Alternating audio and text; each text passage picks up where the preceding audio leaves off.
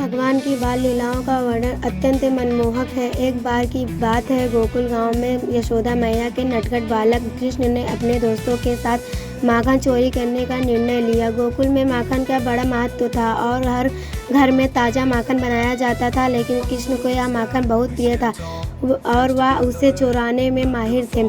कृष्ण के माखन चुराने की घटनाएं पूरे गोकुल में मशहूर हो चुकी थी। गोकुल की महिलाएं अपने मटकों को ऊंचे ऊंचे स्थानों पर रखने लगी ताकि कृष्ण माखन न चुरा सके, लेकिन कृष्ण ने भी अपनी चतुराई से सभी को चकित कर दिया। वह अपने दोस्तों के साथ मिलकर योजना बनाते और एक पिरामिड बनाकर ऊंचे मटके तक पहुंचते। एक दिन यशोदा मैया ने कृष्ण को माखन चोरी करते हुए रंगे हाथ पकड़ने का निश्चय किया।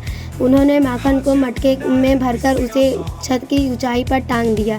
फिर उन्होंने घर में एक छिपे हुए स्थान से कृष्ण और उनके दोस्तों की हरकतों पर नज़र रखी।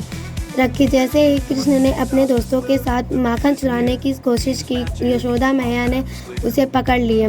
कृष्ण को पकड़ने के बाद यशोदा मैया ने उसे डांटा और कहा, कन्हैया, क्या तुम हमेशा माखन चोरी करते हो? क्या तुम्हें माखन यहाँ नहीं मिलता? कृष्ण ने मासूमियत से मुस्कुराते हुए कहा, मैया, माखन तो मुझे तुम्हारे घर पर भी मिलता है, लेकिन दोस्तों के साथ मिलकर चुराने का आनंद ही कुछ और है। यशोदा मैया को कृष्ण की मासूमियत पर हंसी आ गई, लेकिन उन्होंने उसे यह सिखाने का प्रयास किया कि चोरी करना गलत है। उन्होंने कृष्ण को समझाया कि यदि उन्होंने माखन चाहिए तो वह उससे मांग सकते हैं।